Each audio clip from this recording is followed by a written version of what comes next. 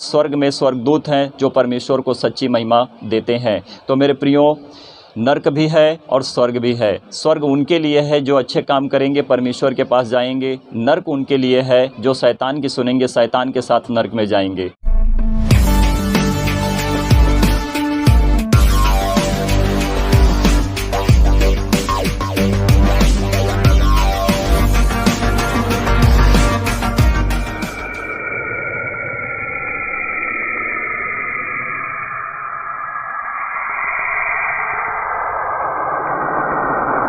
तो प्रियो, प्रभु का वचन क्या कहता है? जब हम पुराने नियम से मलाकी की पुस्तक से जांचते हैं तो परमेश्वर कहते हैं कि तब मैं न्याय करने को तुम्हारे निकट आऊँगा और तुम्हें मैं वो सारे कामों को दिखाऊँगा।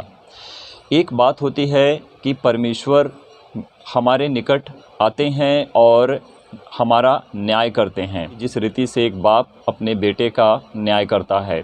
यानी कि अगर एक बाप है, उसका एक बेटा है, बेटा अगर गलती करता है तो पहली बार पिता उसको समझाता है और दूसरी बार जब गलती करता है तो पिता उसे डांटता है। अगर तीसरी बार गलती करता है तो पिता उसको डंडा मारता है, यानी कि उसको डांट मारता है या उसको थप्पड़ भी मारता है। अगर तीसरी बार ना माने तो यही होता है कि डांट मारना होता है कि परमेश्वर डांटता है और परमेश्वर क्रोध में आकर दंड भी देता है। अगर मनुष्य परमेश्वर को सही रीति से नहीं जानेंगे तो इसी रीति से आज दुनिया में, संसार में हो रहा है। जो कोई परमेश्वर को सही रीति से नहीं जान रहा है, उसे जानने का हक है और अधिकार है कि वो परमेश्वर के वचन को ले और अपने जीवन को सही और सिद्ध करे। संसार में इस तरह से बहुत से लोग हैं जो अपने तरीके से जीते हैं।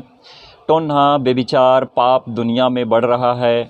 हर कोई किसी को गलत शिक्षाओं में बढ़ा रहा है, सिखा रहा है और वो बिगड़ रहे हैं। जब हम परमेश्वर को नहीं जानते हैं तो हम झूठी कस्में भी खाते हैं और दूसरों को भी यही सिखाते हैं और उनको भी इसी तरह से लगता है कि ये सब कुछ जो हो रहा है शायद सही होगा और सही हो रहा है। इस तरह से मनुष्य को लग रहा है। हर कोई मजदूरी करता है, अपने पेट के लिए हर कोई काम करता है, परंतु हर किसी की मजदूरी को दबा दिया जाता है। ऐसा इसलिए होता है कि मनुष्य भूखा है और पैसे का लालची है। विधवा का हक मारना, उसके ऊपर अंधेर करना, अनाथों पर अंधेर करना मनुष्य का काम इसी रीति से है कि जो कर रहा है, परंतु वो सच्चे परमेश्वर को नहीं जानता है। प्रभु को जानने वाले, प्रभु के पीछे चलने वाले, उसके मार्ग, उसके वचन पर रहने वाले, टिके रहने वाले, दृढ़ बनने वाले, उनके साथ न्याय बिगाड़ा जाता है।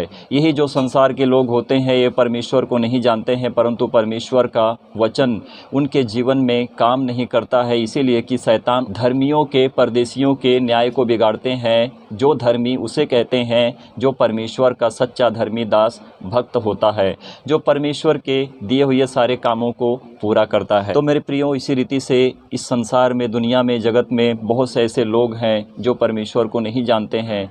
परमेश्वर को सच्ची महिमा चाहिए। छल कपट से परमेश्वर प्रसन्न नहीं होता है। पाप और व्यभिचार से परमेश्वर घृणा करता है। तो परमेश्वर कहते हैं पहले मैं उनको समझाऊंगा, सिखाऊंगा और फिर उनको सही रास्ता मार दूंगा। यही हमारे लिए परमेश्वर का भय होता है कि हम गलत काम करने से, पाप और व्यभिचार करने से डरते हैं। तो परमेश्वर हमको क्षमा करते हैं और हम क्षमा पाकर परमेश्वर में, प्रभु यीशु मसीह में जीवित हो जाते हैं। जीवित प्रभु के वचन पर चलने के लिए हम परमेश्वर के लिए एक अच्छे इंसान बनते हैं, हम अच्छे एक मनुष्य बनते हैं। जब तक मनुष्य अपने आप को दीन ना कर ले, शांत ना हो जाए, नम्र ना हो जाए, तब तक उसकी भक्ति व्यर्थ है कि जब तक वो परमेश्वर को जान ना ले। संसार में, दुनिया में कहीं पर कोई क्यों ना हो, परंतु परमेश्वर को जाने और परमेश्वर का सुसमाचार, वचन और प्रचार उन तक पहुँचे। यहाँ पर परमेश्वर हमारे जीवन के लिए खुलासा करते हैं। जब तक हम इस पृथ्वी के ऊपर जिएंगे, अच्छाई से, भलाई से परमेश्वर को महिमा देंगे, सच्ची महिमा देंगे,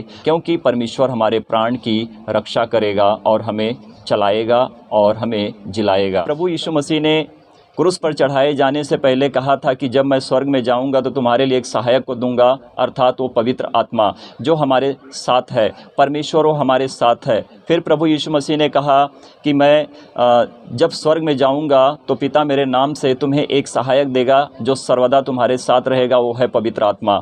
तो पवित्र आत्मा हमारे साथ है। और प्रभु यीशु मसीह ने तीसरी बार कहा, देखो जगत के अंत तक सदैव मैं तुम्हारे संग हूँ और तुम सारी जातियों में जाकर मेरे नाम का प्रचार करो, सुसमाचार सुनाओ और उनको अपना चेला बनाओ, पिता पुत्र और पवित्र आत्मा के नाम से उनको बपतिस्मा दो, और देखो जगत के अंत तक सदैव मैं तुम्हारे संग हूँ। मेरे प्रियो, यहाँ पर पतरस ने प्रभु से क्या कहा? प्रभु ने कहा कि अवश्य है कि मैं क्रूस पर चढ़ाया जाऊंगा, मारा जाऊंगा और मैं बहुत दुख उठाऊंगा और तीसरे दिन पुनरुत्थान जीवित हो जाऊंगा। तो शैतान प्रभु के लिए ठोकर का कारण है। प्रभु यीशु मसीह ने पतरस से क्या कहा? हे शैतान हट जा, तू मुझसे दूर हो जा। शैतान जानता है कि प्रभु यीशु मसीह परमेश्वर है। शैतान जानता है कि प्रभु यीशु मसीह परमेश्वर की तरफ से आया है और शैतान जानता है कि प्रभु यीशु मसीह परमेश्वर का पुत्र है। तो प्रभु ने कहा कि हे शैतान तू दूर हो जा, इसलिए कहा कि पतरस में शैतान बातें कर रहा था। तो शैतान किसकी सुनता है? शैतान अपनी सुनता है, मनुष्यों को भरमाता है, मनुष्यों की बातों पर मन लगाता है और मनुष्यों को परमेश्वर के वचन से दूर करता है। मेरे प्रियो, तो इसी रीति से हम भटक रहे हैं और परमेश्वर के वचन से शैतान हमको दूर करते रहता है और परमेश्वर के वचन से विरोध करने वाला शैतान है, संसार को भरमाने वाला शैतान है। और एक दिन वो समय आएगा कि जब प्रभु यीशु मसीह बादलों पर आएंगे तो हर किसी का सच्चाई से न्याय करेंगे, क्योंकि परमेश्वर के कहर से, परमेश्वर के क्रोध से कोई भी बचकर जाने नहीं पाएगा। चाहे वो मनुष्य हो, चाहे वो स्त्री हो, चाहे वो शैतान का काम हो या फिर शैतान क्यों ना हो, शैतान का भी इंसाफ है। और स्वर्ग में स्वर्गदूत हैं जो परमेश्वर को सच्ची महिमा देते हैं। तो मेरे प्रियो, नर्क भी है और स्वर्ग भी है। स्वर्ग उनके लिए है जो अच्छे काम करेंगे, परमेश्वर के पास जाएंगे। नर्क उनके लिए है जो शैतान की सुनेंगे, शैतान के साथ नर्क में जाएंगे। ये बात तो क्लियर है, इसे कोई झुठला नहीं सकता है, क्योंकि परमेश्वर का वचन कभी टलता नहीं है। प्रभु यीशु मसीह ने कहा आकाश और पृथ्वी टल जाएंगे परंतु मेरे वचन कभी ना टलेंगे। और ये अंतिम दिन जो ठहरा है, इस अंतिम दिनों में महामारियाँ, बीमारियाँ बहुत से आ रही हैं और राज्य राज्य पर चढ़ाई कर रहा है, देश देश पर चढ़ाई कर रहा है। जो पवित्र शास्त्र बाइबल में लिखा है, जो वचन कहता है, वचन कभी टलता नहीं। मेरे प्रियो, ये तो होना ही था। जो प्रभु का वचन कहता है ये पूरा ही होना है, और ये नहीं होगा तो पवित्र शास्त्र बाइबल के वचन कैसे पूरे हो जाएंगे? रूस यूक्रेन पर चढ़ेगा या यूक्रेन रूस पर चढ़ेगा, ये तो होना ही है और अवश्य है कि ये पूरा हो रहा है और होगा, क्योंकि प्रभु का वचन कभी टलता नहीं है। प्रभु का वचन सदा और सर्वदा के लिए जीवित है और हमें जीवन देने वाला प्रभु हमारे साथ है। Thank you Jesus, thank you father God. परमेश्वर की महिमा हो। आमीन, आमीन और आमीन।